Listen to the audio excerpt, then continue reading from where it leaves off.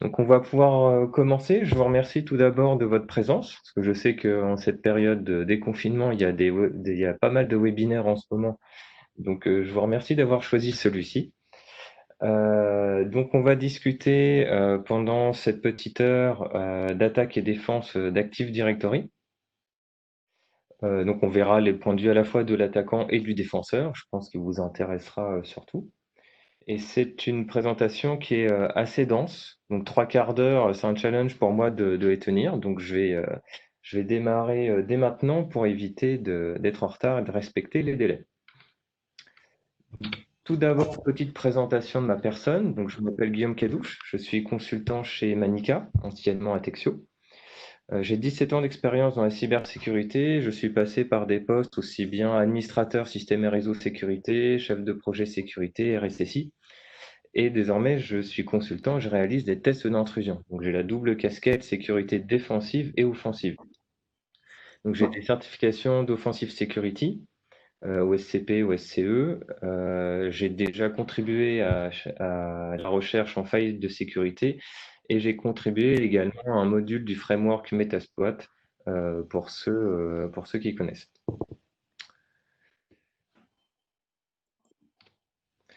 Donc, voilà le plan de la présentation. Que nous allons voir ensemble. Donc, en première partie, nous verrons les attaques sur un Active Directory. En deuxième partie, on verra le côté défenseur, comment est-ce qu'on peut se défendre. Et en troisième partie, comment en attaquant, on va essayer d'attaquer un Active Directory défendu, avec évidemment une petite conclusion. Donc ici, j'attire votre attention sur le fait que cette présentation n'est nullement exhaustive ni en attaque ni en défense. En trois quarts d'heure, d'une part, c'est pas possible. Et d'autre part, je n'ai pas la prétention de connaître la multitude d'attaques et de défenses. C'est quelque chose qui se renouvelle quotidiennement ou tout du moins chaque semaine. Voilà, donc pour rentrer directement dans le sujet, on va commencer par la première partie. Donc on met tous sa casquette d'attaquant, je devrais plutôt dire son hoodie, sa petite capuche de hacker.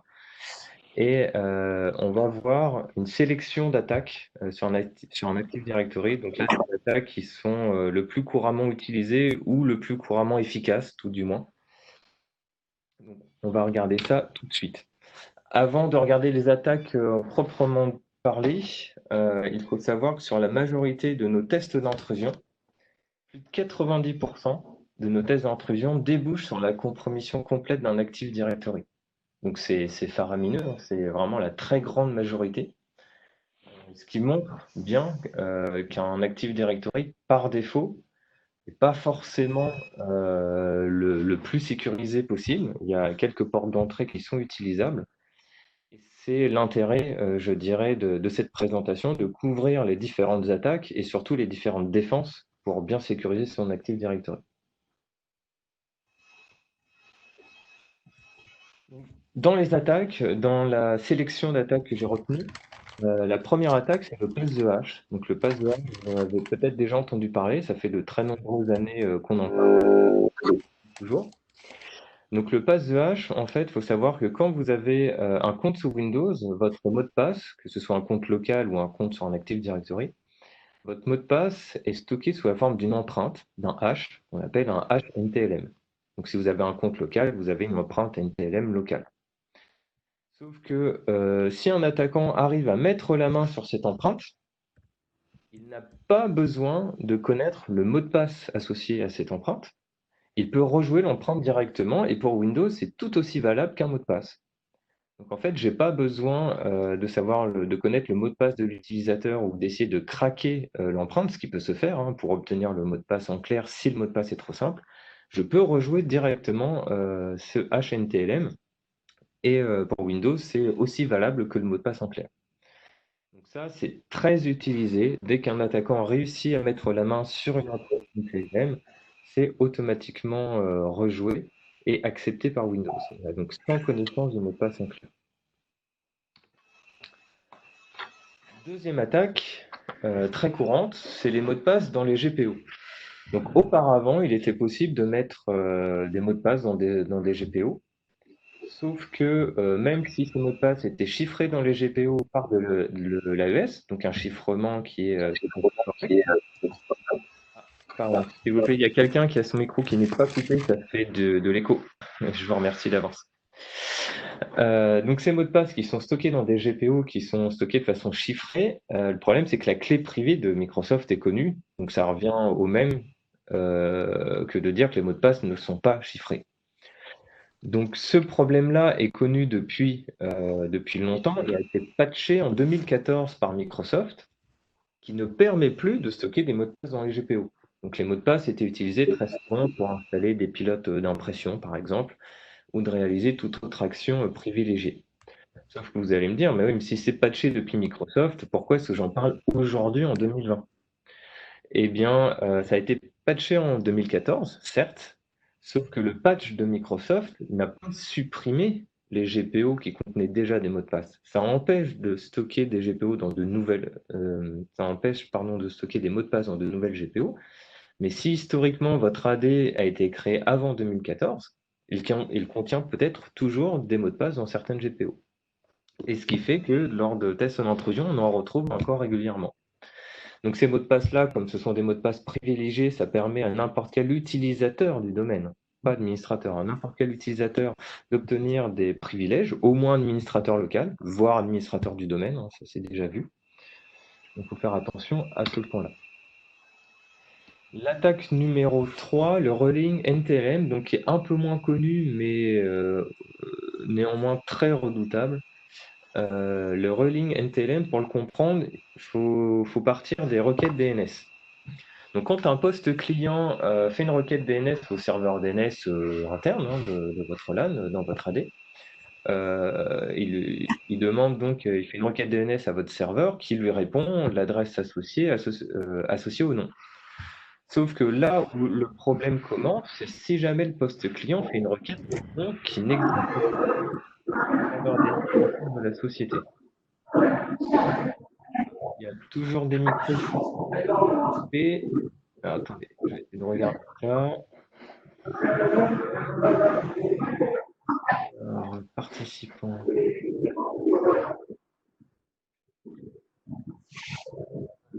Moi, j'essaie de régler le problème. Bon, a priori. Voilà, donc je remercie les personnes de fermer leur micro, hein, s'il vous plaît. Donc dans cette attaque-là, ce qui se passe, c'est si le poste client fait une requête d'un nom DNS qui n'existe plus, une ancienne imprimante, un ancien serveur de fichiers, donc ça c'est très très courant. Le serveur DNS de l'entreprise va répondre qu'il ne connaît pas, puisque le nom n'existe plus. Donc jusque-là, on ne voit pas le problème. Sauf que, en fait, ce qui va se passer, c'est que le poste client, par défaut, ne s'arrête pas là. S'il n'a pas sa réponse, ou plutôt s'il a une réponse négative du serveur DNS, il va arroser un petit peu tout le réseau en broadcast et multicast avec les protocoles NBTNS et LLMNR. Et il va insister, il va dire, mais qui connaît, qui peut me répondre, quelle est l'adresse IP associée à ce nom-là? Et c'est là où le hacker peut agir sur le poste client, pardon.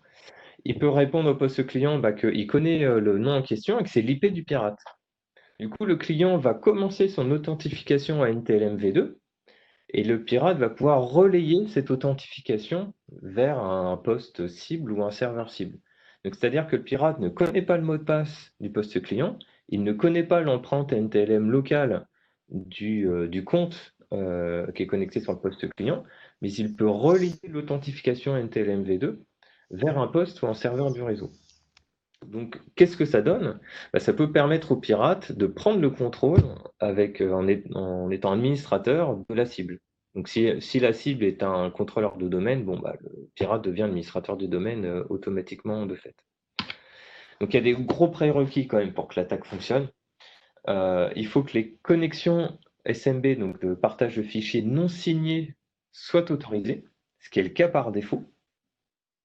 Il faut que le compte dont l'empreinte NTLM-V2 est relayée soit administrateur de la cible, de là où le pirate relaie l'authentification NTLM-V2.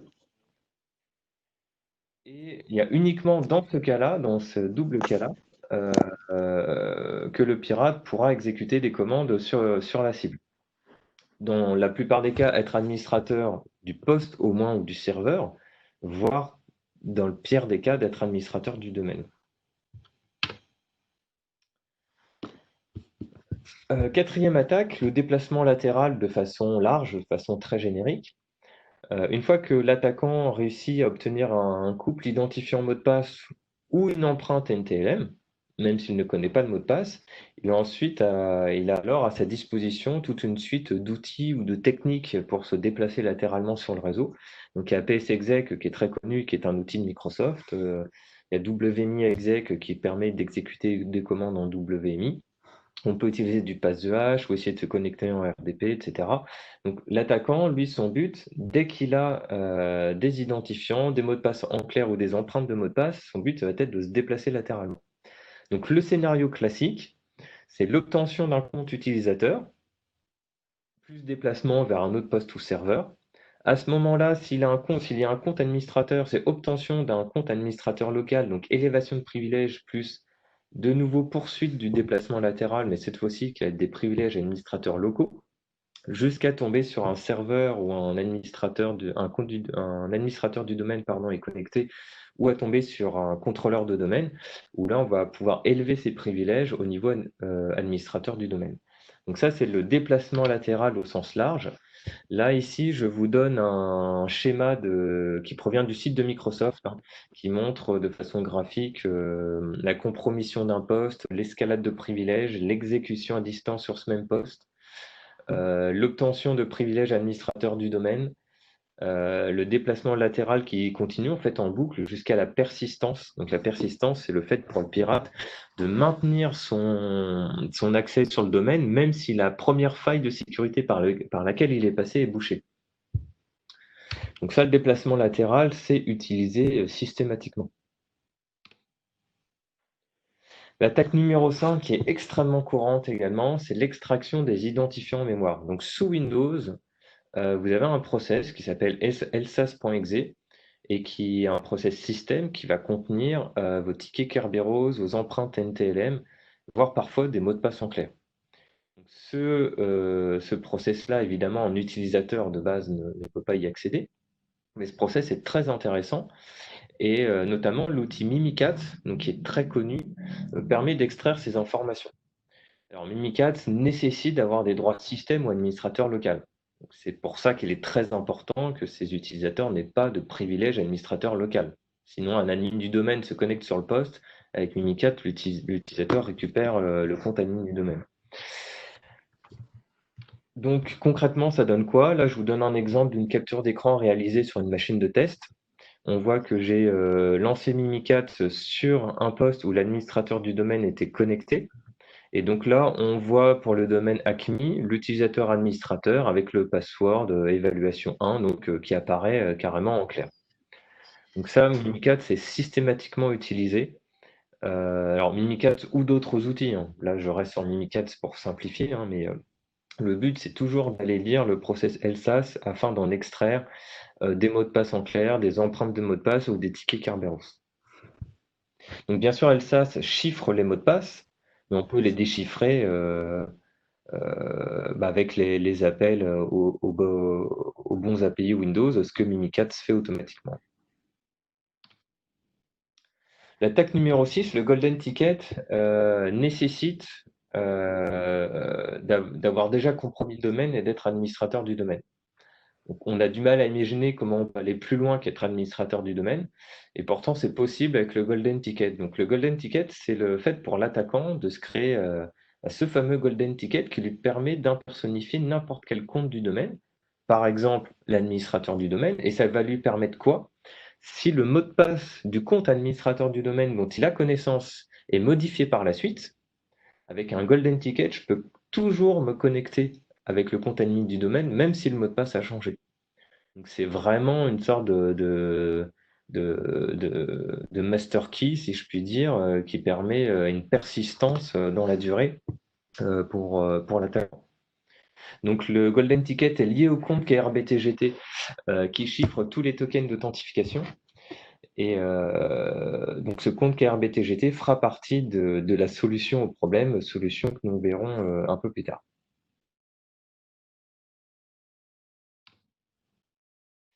Alors, autre chose qui est très utilisée par les attaquants, c'est l'exécution de code fileless ou sans fichier, purement en mémoire. Donc, typiquement, c'est par du PowerShell.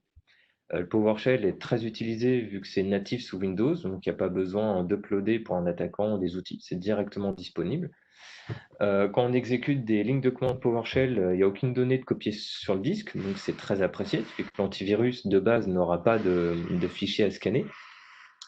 Une commande PowerShell peut appeler un script qui est stocké sur un serveur web distant. Donc, ce qui veut dire que l'attaquant met une simple commande PowerShell et ça va lancer un script beaucoup plus complexe.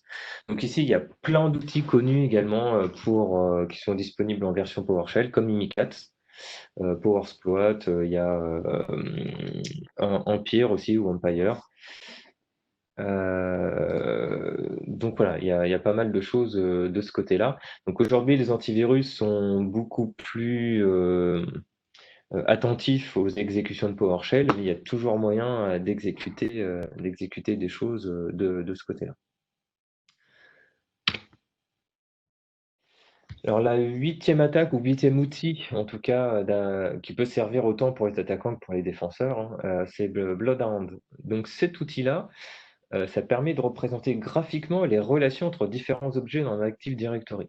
Donc pour un attaquant ou pour un défenseur, ça permet de trouver un chemin d'attaque qui va lui permettre, à partir du compte utilisateur obtenu, de voir s'il y a un chemin possible dans l'AD vers un compte admin du domaine.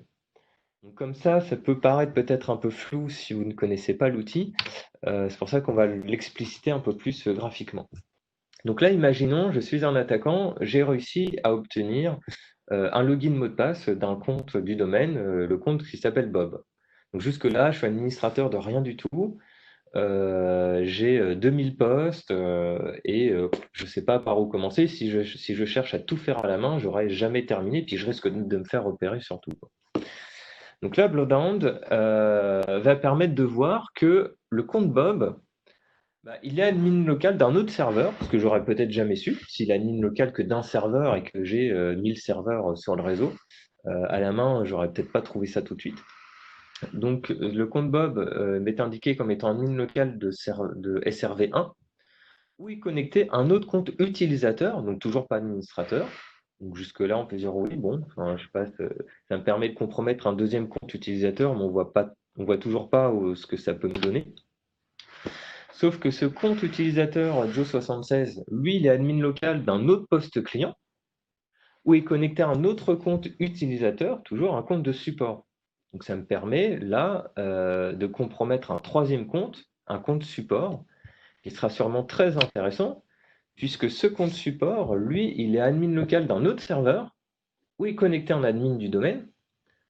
Donc ça veut dire que je me rends administrateur local de SRV2.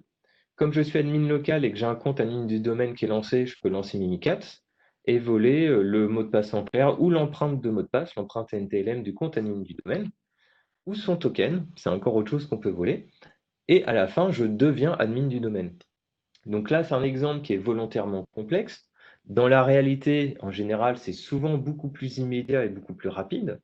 Mais si jamais j'avais un chemin de compromission qui était complexe de cette façon-là, où j'avais besoin de compromettre 3 comptes et d'aller uniquement sur certains postes de façon chirurgicale et certains serveurs afin d'obtenir des privilèges admin du domaine, si je devais essayer ça sur un parc où j'ai des milliers de postes et de serveurs, ça serait quasiment infaisable à la main. La Bloodhound, lui, va me donner le chemin direct et après, bon, évidemment, c'est à moi à la main de réaliser les attaques sur chacun des nœuds du chemin et ça permet d'aller beaucoup plus vite. Donc ça aussi, j'insiste, hein, ça sert aussi pour les défenseurs, hein, pour voir s'il n'y a pas justement à partir de compte utilisateur lambda un moyen de devenir admin du domaine. Donc, pour résumer cette première partie, on a vu 8 attaques classiques. Alors évidemment, il en existe plus, mais c'est 8 attaques très utilisées. Donc le pass de hash, les mots de passe dans les GPO, le rolling NTLM, le déplacement latéral de façon générale, l'extraction des identifiants en mémoire avec Mimikatz, par exemple, même s'il existe d'autres outils, le golden ticket, l'exécution de code sans fichier avec du PowerShell, et l'outil Bloodhound.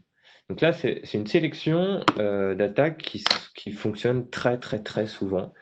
Et dans les tests d'intrusion, dans plus de 90% des cas, il y a une compromission du domaine. C'est typiquement ce type d'attaque et d'outils qu'on utilise et qui fonctionnent. Donc il n'y a pas besoin de chercher midi à 14 heures, même s'il y a beaucoup plus d'attaques qu'on peut imaginer. C'est celles qui fonctionnent le plus souvent et qui font malheureusement assez mal.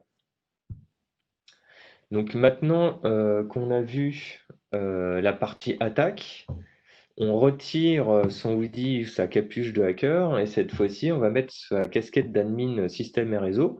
On passe de l'autre côté de la barrière et on va voir comment défendre un Active Directory. Donc, je vous rassure, pour défendre un Active Directory, il n'y a pas besoin de devenir spartiate. On va essayer de faire ça de façon un petit peu plus simple et comme c'est précisé, sans violence. Alors là, on va voir beaucoup plus de défense qu'on a vu d'attaque, parce qu'il y a beaucoup de choses à dire, même si là aussi, ça n'est pas exhaustif. Donc la première chose, c'est la désactivation des protocoles LLMNR et NBTNS. Si vous vous souvenez, on a parlé de rolling NTLM tout à l'heure. Donc la désactivation de ces deux protocoles-là va lutter contre le rolling NTLM. Donc ça se fait au travers de GPO.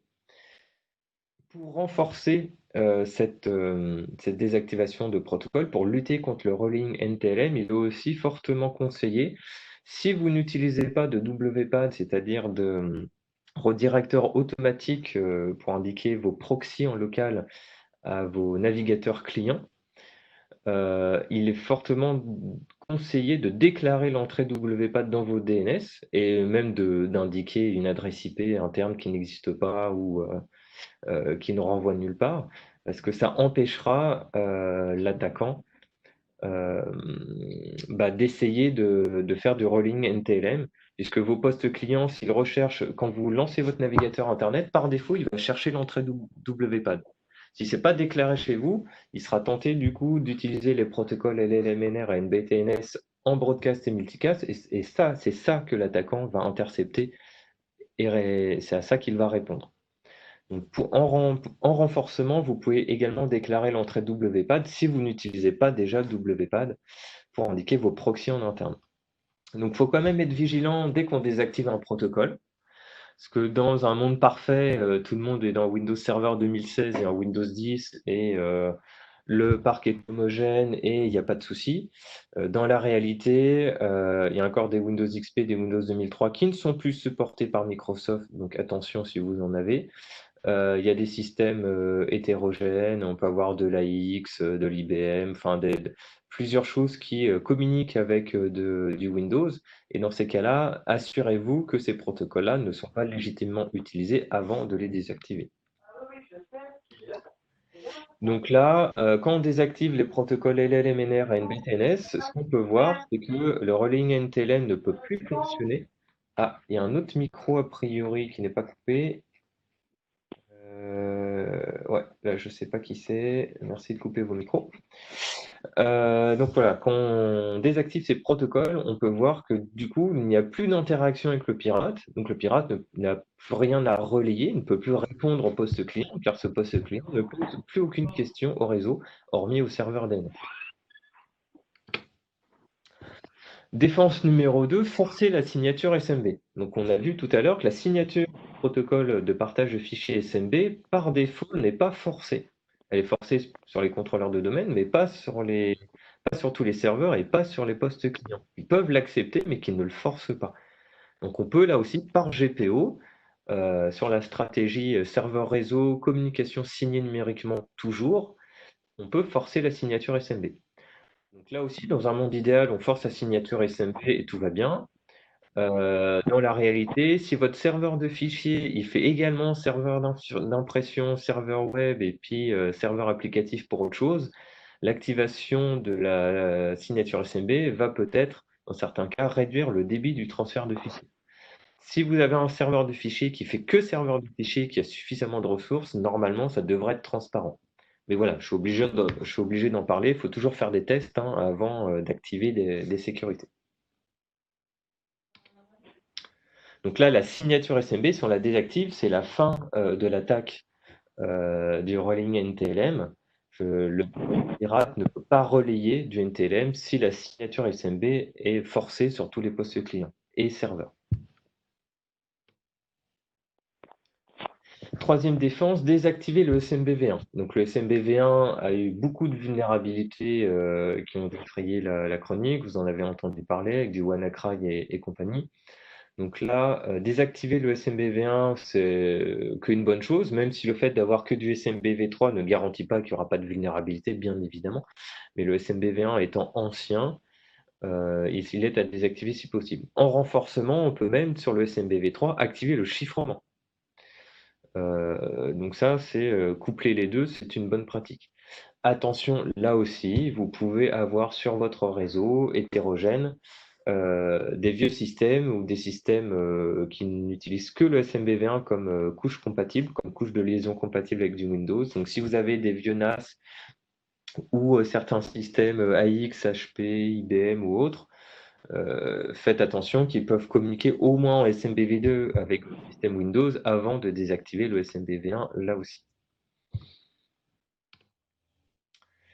Donc là, pour connaître le statut du protocole SMBv1, vous trouverez sur Internet, hein, là je vais passer rapidement, mais il y a des commandes PowerShell qui peuvent vous permettre de trouver ça. Pour activer le chiffrement SMBv3 sur un serveur, là aussi en PowerShell, vous activez le chiffrement soit sur un serveur globalement ou pour un partage en particulier. Donc ça aussi, très pratique, tout se fait en PowerShell, c'est du natif. Alors, défense numéro 4, restriction d'exécution de commandes distance et RDP. Donc, on a vu que quand un pirate a obtenu un compte utilisateur, voire même un compte administrateur local, il va essayer de se déplacer latéralement. Donc, si j'ai un compte admin local d'un poste, qu'est-ce que je vais essayer de faire? Je vais essayer en PSExec, par exemple, d'exécuter des commandes sur tous les autres postes du réseau ou sur certains postes du réseau.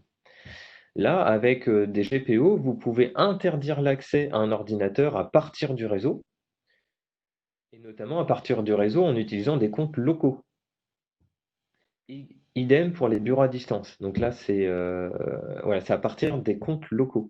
Donc qu'est-ce que ça fait? Ça fait que un service informatique qui utilise des comptes Active Directory peut toujours se connecter à distance au poste. Ça, il n'y a pas de souci, bien évidemment, il faut permettre le dépannage à distance. Mais si un pirate, lui, réussit à compromettre des comptes locaux, ce qui est la première étape dans une attaque, ces comptes locaux, même administrateurs, ne lui seront plus d'aucune utilité pour se connecter sur les postes et serveurs du même réseau. Donc ça, c'est 2 GPO très utiles pour augmenter son niveau de sécurité. Pour lutter contre le déplacement latéral et la furtivité de l'attaquant, notamment avec les attaques sans fichier ou fileless, vous pouvez forcer la signature du code PowerShell. Ça veut dire que tous les scripts PowerShell qui vont s'exécuter dans votre parc devront être signés numériquement avec un certificat déclaré de confiance dans votre AD. Ce qui fait que si l'attaquant télécharge un script et cherche à l'exécuter, celui-ci n'étant pas signé, ou s'il est signé, en tout cas, il ne le sera pas avec votre certificat, du coup, il ne pourra plus s'exécuter. Donc ça, sur le principe, c'est un très bon renforcement. Attention cependant, si vous mettez cette stratégie en place, attention à l'expiration du certificat. Ça, c'est le piège classique. On se crée un certificat valable pour 1 an, 2 ans ou 3 ans. 3 ans après, on n'a pas noté ça dans son agenda. Soudainement, le certificat expire. Tous les scripts PowerShell de l'entreprise ne fonctionnent plus. Le déploiement des postes ne fonctionne plus. Enfin bon, voilà. Donc, toujours qu'on ajoute une sécurité, il y a toujours des précautions à prendre à côté. Défense numéro 6. Donc ça, c'est très intéressant. C'est le Credential Guard. Donc c'est pour lutter contre l'extraction de mots de passe en mémoire. C'est comme on a vu tout à l'heure, dans le process LSAS, en fait, vous trouverez beaucoup de choses, beaucoup de mots de passe en clair ou sous forme d'empreinte ou des tickets Kerberos, donc c'est du pain béni pour l'attaquant. À partir de là, il peut compromettre en général le reste du domaine. Donc, par GPO, vous pouvez activer la sécurité basée sur la virtualisation. Ce qui va virtualiser le process LSAS, comme il sera virtualisé, il sera dans un process virtualisé comme une machine virtualisée différente, il sera en dehors, il sera inaccessible en dehors de la mainmise de l'attaquant. Donc sur le principe, c'est très fort comme parade. Par contre, grosse contrainte, gros prérequis, c'est valable uniquement pour Windows 10 entreprise ou éducation. et pas pour Windows 10 professionnel, qui est, à mon avis, le plus répandu. Donc, si vous avez la chance d'avoir du Windows 10 entreprise, le Credential Guard est vraiment très bien. Si vous ne l'avez pas, on va voir après ce qu'on peut faire. Dans tous les cas, vous avez un petit guide de l'ANSSI pour les fonctionnalités de sécurité de Windows 10 reposant sur la virtualisation, donc les Credential Guard étant une de ces défenses. Donc, vous trouverez ça sur le guide de l'Agence nationale de sécurité des systèmes d'information, l'ANSSI. Et troisième slide lié à cette défense-là, pardon, c'est si on a un Windows 10 professionnel, comment je peux faire? Puisque je n'ai pas accès au Credential Guard. Dans ces cas-là, à ma connaissance, toutes les versions de Windows ont accès au PPL ou Protected Process Lite. Donc là, il n'y a pas besoin d'avoir un Windows 10 entreprise. Et vous pouvez, dans la base de registre, activer cette protection qui va cloisonner, on va dire, le process LSAS, alors pas par virtualisation, mais qui va tout de même en bloquer l'accès. Et là, je vous montre l'exemple en dessous de l'outil Mimikatz qui essaye d'accéder au processus LSAS qui est protégé par du Protected Process Lite. Là, on voit que l'outil Mimikatz ne peut plus y accéder. Il ne peut plus lire ce process. Donc, c'est une défense que je ne peux que recommander. Attention, gros warning là aussi. Avant d'activer ce genre de sécurité qui cassera peut-être tout dans votre réseau, alors peut-être pas, mais il faut vérifier avant. Il y a une clé dans la base de registre qui est affichée à droite qui permet de s'assurer avant d'activer le mode protégé, d'activer l'audit et de vérifier si vous n'avez pas des pilotes qui cherchent à accéder à LSAS. Si vous avez des accès par carte à puce ou autre, avec un pont, avec un process qui lui se greffe sur LSAS, peut-être qu'il est compatible, mais il faut s'en assurer avant de bloquer l'accès au processus LSAS. Alors, ceci n'est pas une mesure de sécurité. Je ne suis pas en train de vous dire qu'il faut mettre un ours dans votre salle serveur pour défendre votre salle serveur. Bon, certains ont essayé, ça s'est pas bien passé, hein.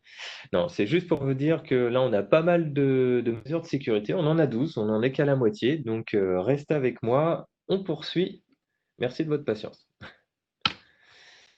Donc, défense numéro 7, mise en place du Microsoft LAPS. Donc, le LAPS, ça doit être Local Administrator Protection System, je crois, à vérifier. C'est contre le déplacement latéral et le pass de hache. Ici, l'idée, c'est de se dire que l'attaquant, dès qu'il va attaquer, il va systématiquement chercher à trouver le mot de passe admin local d'un poste ou le hash admin d'un compte admin local. Le LAPS, ce qu'il va faire, c'est qu'il va donner un mot de passe unique et aléatoire sur chaque poste du réseau. Ce qui fait que si un attaquant obtient un mot de passe admin local, bah, il est valable que sur le poste sur lequel il est, ce qui fait que bah, il ne peut pas se déplacer avec.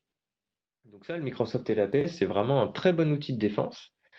Attention, avant d'activer le LAPS, il faut s'assurer que toutes vos GPO n'ont plus de mot de passe si votre AD est antérieur à 2014. Donc le LAPS va rajouter des entrées dans l'objet ordinateur de votre AD avec notamment le mot de passe admin et la date d'expiration du mot de passe admin de ce poste-là.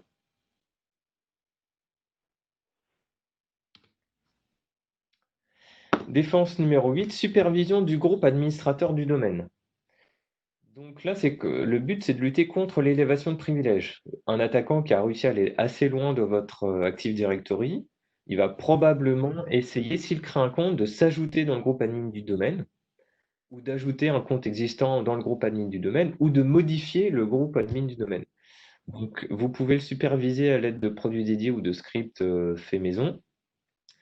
On peut mettre la barre plus haut en mettant un SIEM, donc un corrélateur de log qui fait de l'analyse comportementale et qui va pouvoir voir un petit peu ce qui se passe. Donc là, en SIEM, vous avez du Logpoint, du Splunk, du Varonis Data Alert, ou vous pouvez scripter à la main avec du PowerShell. Vous avez plein de choses possibles pour superviser toute modification du groupe admin du domaine. Défense numéro 9 contre le Golden Ticket. On a dit tout à l'heure que le Golden Ticket permettait à l'attaquant d'avoir la mainmise de façon persistante sur votre Active Directory et de s'assurer de pouvoir être admin du domaine, même si vous réinitialisez le mot de passe des comptes admin du domaine. Donc, pour invalider tout golden ticket potentiellement créé dans le passé sur votre AD, il faut réinitialiser le compte KRABTGT, mais il ne faut pas le réinitialiser une fois, il faut le réinitialiser 2 fois. Sauf que, attention, opération délicate, quand on le réinitialise 2 fois, la première fois où on le réinitialise, il faut laisser du temps à tous vos contrôleurs de domaine pour se répliquer entre eux. Parce que si vous réinitialisez 2 fois de suite le compte KRBTGT avant que vos contrôleurs de domaine, y compris sur les sites distants, aient pu se répliquer, ce qui va se passer, c'est que vous allez avoir des utilisateurs qui vont plus pouvoir se connecter à vos AD. Donc on réinitialise une première fois, on laisse du temps pour que ça se propage bien, on vérifie pourquoi pas en PowerShell à la main ou avec certains scripts l'état de réplication de nos contrôleurs de domaine pour s'assurer que ça s'est bien répliqué partout. Et une fois qu'on est certain que tout est bien synchro, on réinitialise une deuxième fois. Et là, si des golden tickets ont été créés, ils sont automatiquement invalidés. Défense numéro 10, comme on en a parlé, supprimer les mots de passe des GPO. Donc, si vous avez un AD qui a été créé avant 2014, il est possible que vous ayez historiquement des GPO qui contiennent des mots de passe, même sans votre connaissance. Donc, c'est quelque chose à vérifier. 11e défense, la mise en place de Microsoft ATA. Alors, ATA, c'est Advanced Threat Analytics. Vous avez la capture d'écran. Donc, c'est une espèce de SIEM avec analyse comportementale et détection de certains indicateurs de compromission connus dans les Active Directory, qui va permettre de détecter le déplacement latéral, l'élévation de privilèges, la compromission de compte admin du domaine, etc. Ici, on voit l'exemple, donc c'est une capture d'écran en anglais, où un utilisateur qui d'habitude se connecte sur 9 postes, là, soudainement, s'est connecté sur 16 autres postes. Donc là, c'est typique d'un déplacement latéral d'un attaquant qui a compromis un compte et qui l'essaye sur plusieurs postes du réseau. Et que ce compte utilisateur, d'habitude, il accède à 13 ressources en particulier. Et là, il a accédé à 5 autres ressources, ce qui est inhabituel. Ce type de produit va vous permettre de lever une alerte. Donc là, quand vous avez une compromission qui est avérée. Mais mieux vaut être averti assez rapidement que de ne pas être au courant du tout et de laisser l'attaquant se déplacer sur votre réseau. La 12e défense, c'est si vous avez vos contrôleurs de domaine qui sont au minimum en Windows Server 2012 R2 ou supérieur, vous avez un groupe dans votre AD qui s'appelle utilisateur protégé. L'avantage de ce groupe-là, c'est que tous les comptes que vous allez y placer ne feront plus d'authentification NTLM, donc le rolling NTLM du coup n'est plus possible, et les comptes vont utiliser que du Kerberos avec du chiffrement fort uniquement. Normalement, ces comptes-là ne vont plus laisser de traces dans le process LSAS également. C'est un compte qui existe par défaut si vous avez des contrôleurs de domaine suffisamment en Windows Server 2012 R2 ou supérieur.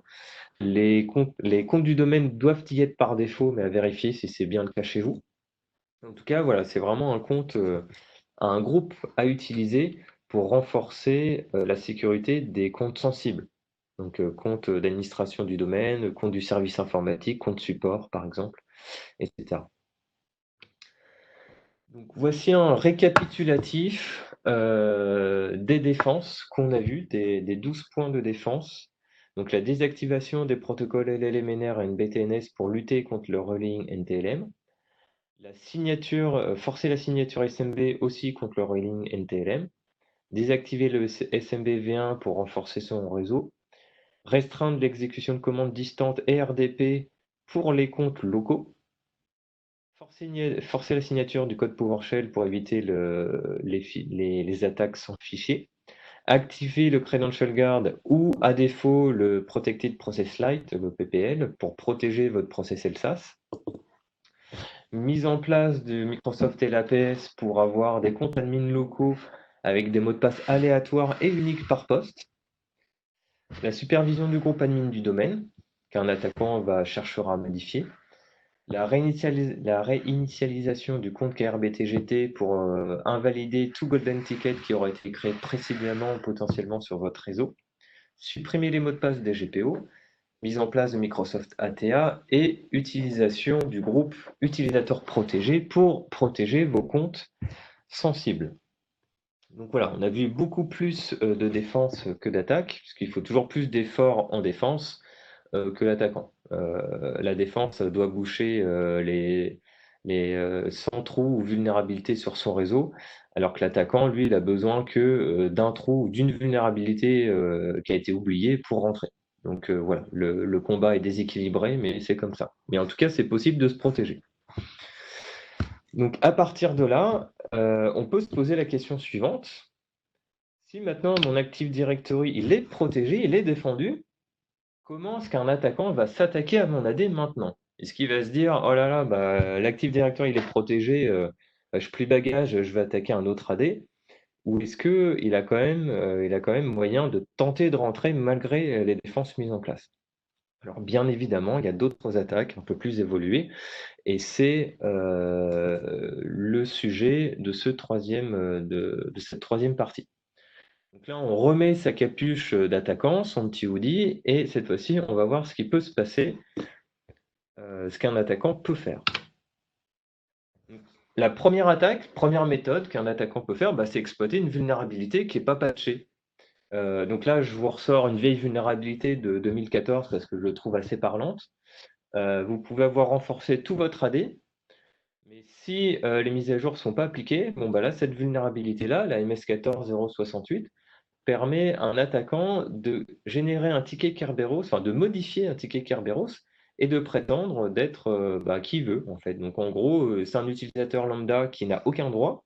Il contacte le contrôleur de domaine et lui dit en fait moi je fais partie du groupe admin du domaine et ça fonctionne. Puis il devient admin du domaine très directement. Donc ça c'est assez moche comme vulnérabilité. Si votre AD est à jour, vous n'êtes bien sûr pas vulnérable à ça. Mais c'est pour montrer qu'un attaquant peut exploiter des vulnérabilités. Bon, là, on peut se dire, si on part du principe que mon AD est sécurisé, forcément, j'ai toutes les mises à jour Windows qui sont appliquées. Donc, qu'est-ce que l'attaquant peut faire si mon AD est complètement à jour? Du coup, on va passer à la méthode numéro 2. L'attaquant, on a parlé de Microsoft Advanced Threat Analytics tout à l'heure pour détecter l'attaquant, le déplacement latéral. Ce qu'il faut savoir, c'est que tout outil de sécurité a des angles morts, forcément. Et là, dans Microsoft ATA, il y a une présentation en 2017 par Nikhil Mittal qui a démontré que si on utilise certains outils d'attaque avec des options par défaut, bien effectivement, on va être détecté, mais il y a certaines commandes qui ne sont pas détectées. Là, en l'occurrence, il avait remarqué que si, avec certains outils, on interrogeait tous les comptes, tous les postes du réseau, mais pas les contrôleurs de domaine, alors Microsoft ATA ne bronchez pas, ne vous détectez pas. Alors, je ne sais pas, je n'ai pas revérifié en 2020 si c'est toujours vrai, mais c'est juste pour vous montrer un exemple qu'en modifiant finement les attaques, on peut passer sous les radars. Autre exemple avec Mimikatz. Je vous ai dit qu'il existait en version PowerShell pour lire le process LSAS et accéder au mot de passe. Si on utilise la commande en rouge, qui est la commande Mimikatz qui est dans la documentation, on sera détecté par Microsoft ATA. Si on utilise la commande qui est en vert, donc vert du point de vue de l'attaquant, il ne sera pas détecté parce que là, on va se rapprocher au plus près des vraies requêtes, des vraies transactions dans un AD avec les bons algorithmes de chiffrement. Donc je passe sur le overpass de hash. Là, je ne vais pas avoir le temps de donner l'explication tout de suite, ou on verra dans les questions-réponses éventuellement. La méthode numéro 3, c'est les comptes privilégiés. Même si votre AD est complètement sécurisé avec toutes les mesures de durcissement possibles, peut-être que vous avez certains comptes qui ont le droit de réplication AD, qu'on appelle du DC Sync.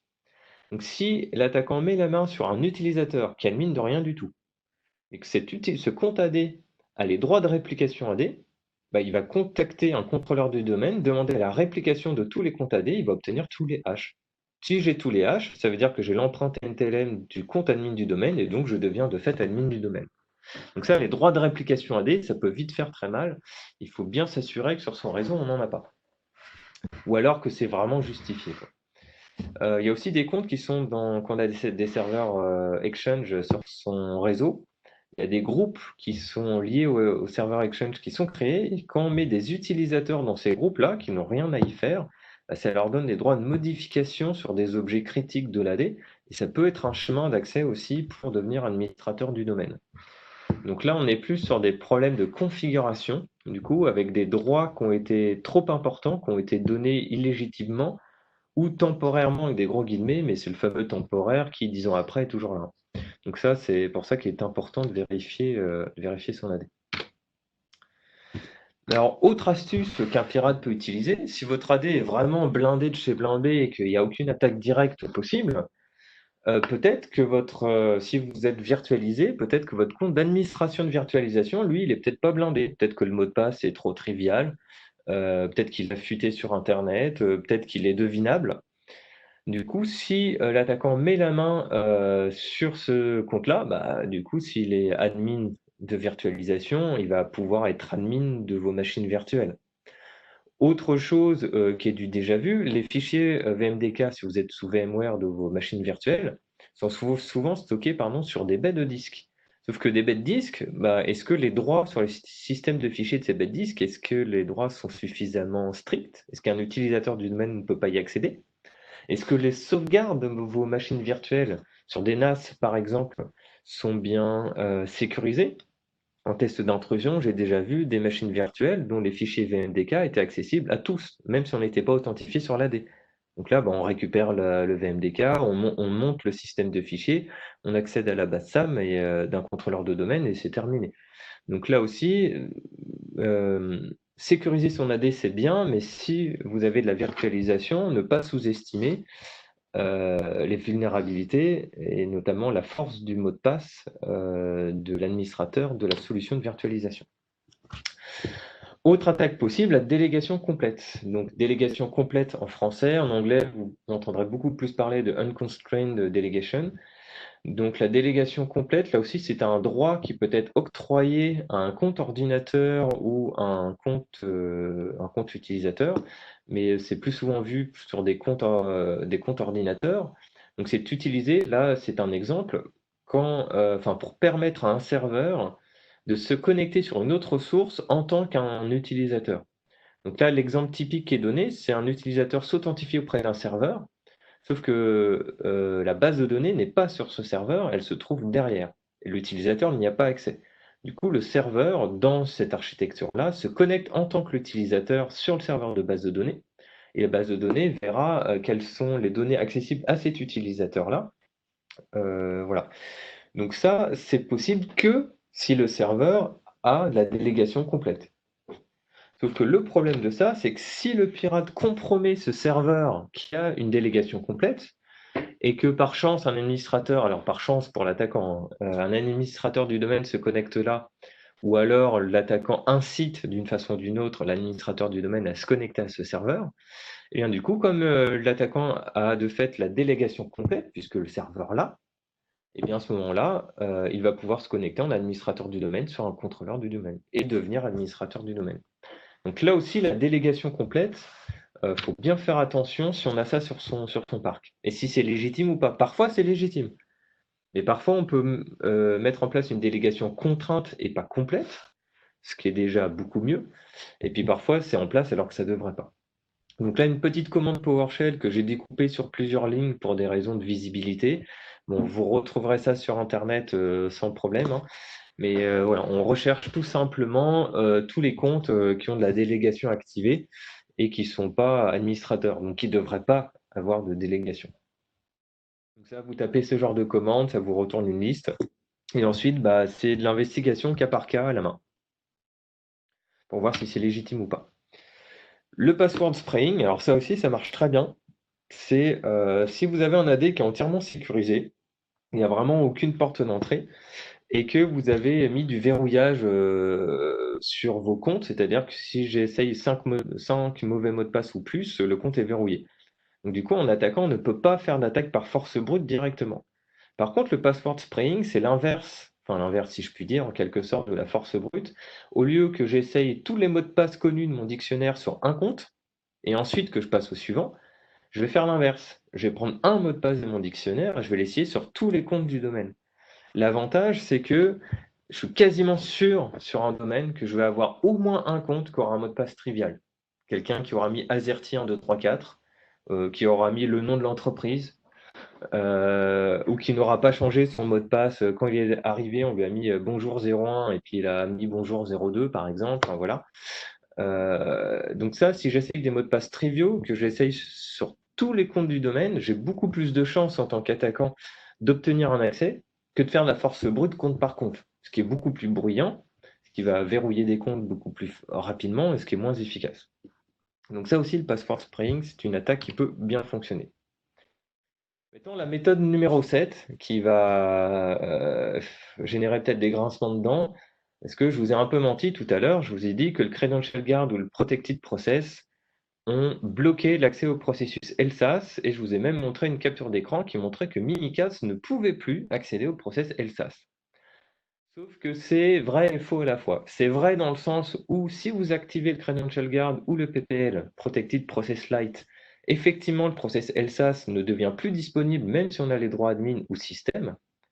Par contre, si on a les droits admin ou système, on peut charger des pilotes et un pilote, lui, qui est au niveau noyau, pourra désactiver la protection sur LSAS, ce qui me permettra par la suite d'accéder quand même au processus LSAS. Ça, c'est si le PPL est activé. Si le Credential Guard est activé, donc là, je n'ai pas du tout accès au processus LSAS puisque le processus LSAS est virtualisé et est en dehors de l'accès de l'attaquant. Dans ces cas-là, avec Mimikatz, on peut enregistrer une DLL sur le système. Windows permet de faire ça, ce qui fait qu'à chaque login, la DLL va recevoir le mot de passe que Mimikatz va enregistrer dans un fichier en clair dans système32, dans mimilsa.log. Donc là, on voit que même si on a essayé de se protéger, l'attaquant arrive toujours à passer au-dessus et à accéder à ce à quoi il ne devrait pas accéder. Donc pour résumer la troisième partie, je vous ai listé 7 attaques qu'un attaquant peut tenter d'utiliser pour attaquer un Active Directory qui est pourtant défendu. Donc voilà, je vais pas les. Là, j'ai plus beaucoup de temps, donc je vais pas les redire oralement une par une. Mais voilà ce qu'un attaquant peut faire. Donc si j'arrêtais la présentation là, peut-être que il y aurait des administrateurs système et réseau qui seraient déprimés, qui seraient tentés de vouloir démissionner à la suite de cette présentation. Ne faites surtout pas ça. Il y a de l'espoir. Je donne des solutions juste après. Ici, c'est juste pour montrer qu'il ne faut pas se croire à l'abri, que même si on sécurise, il y a toujours quelque chose à faire. Un attaquant peut toujours essayer de passer. Donc comment on fait, du coup, pour se protéger, malgré ces attaquants pas gentils, qui trouveront toujours un moyen de passer par un endroit ou par un autre. Donc déjà, je vais commencer par rappeler ce que j'ai déjà dit en tout début. Donc ça, c'est pas nouveau, cette slide-là, hein, c'est juste que je l'ai présenté autrement et je récapitule les 12 défenses qu'on a vues dans la deuxième partie. Donc ça, c'est les 12 défenses que nous avons vues. Donc si vous les avez notées ou pris en capture d'écran, il n'y a pas de nouveauté ici. C'est juste pour rappeler un petit peu les bases qu'il faut pour protéger son AD. Donc là-dessus, je passe dessus. On les a vues tout à l'heure.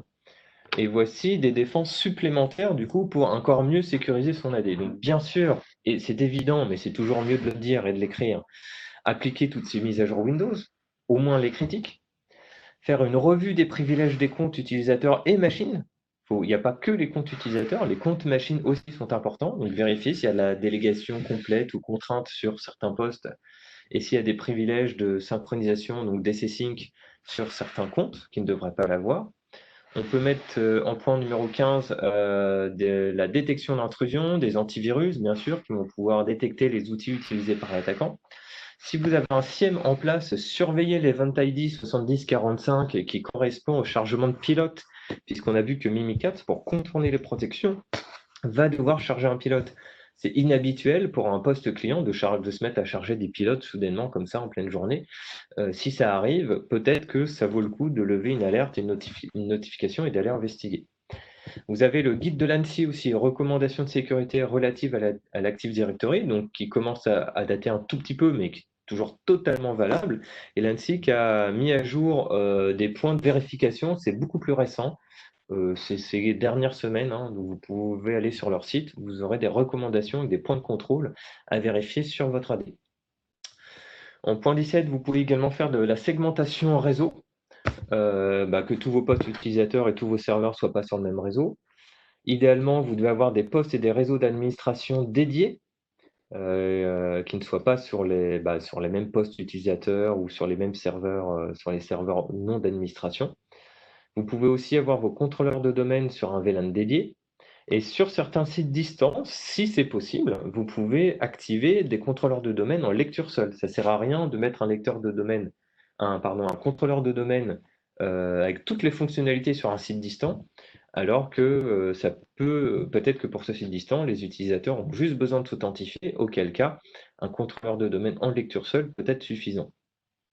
Et la politique de mot de passe robuste, alors c'est un classique, tout le monde le sait. Malheureusement, c'est encore un point de passage qui marche très souvent. Les politiques de mot de passe ne sont en général pas assez robustes. Les utilisateurs mettent le nom de l'entreprise dans le mot de passe.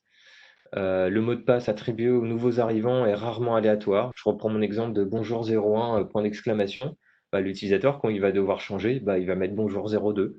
Puis vous avez bonjour de 01 à bonjour 99 et vous essayez tous les comptes où vous êtes sûr d'avoir 90% des comptes de l'entreprise. Donc, attribuer un mot de passe aléatoire aux nouveaux arrivants pour éviter ça et définir une longueur minimale supérieure à 8 caractères. Une longueur minimale de mot de passe 8 caractères aujourd'hui, ça n'est plus suffisant. Donc, si vous faites tout ça, si vous mettez toutes ces procédures, toutes ces défenses-là en place, vous aurez un Active Directory non seulement sécurisé, mais surtout, si l'attaquant réussit quand même à rentrer, il faut toujours partir du principe qu'il y arrivera, vous aurez des alertes, des notifications, et vous détecterez l'attaque en cours et vous pourrez agir rapidement plutôt que de laisser l'attaquant totalement furtif sur votre réseau. Donc voilà, j'ai pris un peu plus de temps que prévu, j'en suis désolé. On va pouvoir prendre 10 minutes de questions-réponses si vous le souhaitez. Donc de préférence par le chat écrit, et puis je vais y répondre à l'oral.